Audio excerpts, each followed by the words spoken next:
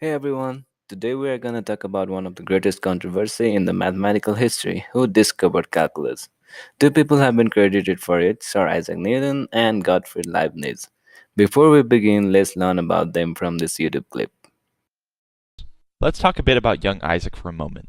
In his 84 years, Isaac Newton would discover gravity, write the three laws of motion, formulate a modern theory of the origins of colors in the visible spectrum, develop an empirical law of cooling, discover the binomial theorem, kickstart 200 years of intellectual freedom in the Enlightenment, move the British pound to the gold standard, and of course, invent calculus.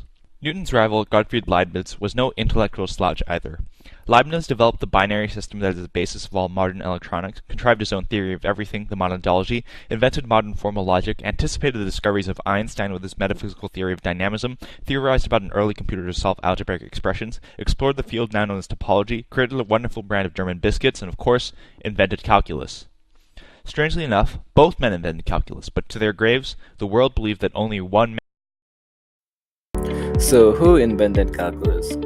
Well, Leibniz published first, but Newton's fluctuation preceded Leibniz's notation. Leibniz had visited Trinity in 1676 before either man had published their calculus and actually got to see some of the Newton's informal works because the college could not stop boasting about it. Leibniz did take notes, but it would be revealed long after the fact that he did not copy any calculus down because he had already invented it and had a better notation for it too.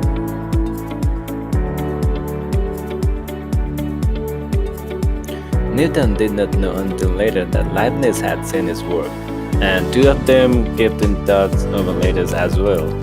And a lot of mathematicians and other people got involved in this situation too, and a lot of events happened afterwards.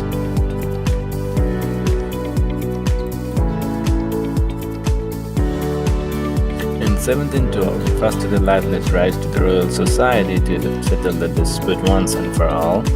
Newton appointed 11 men to a committee to settle the dispute.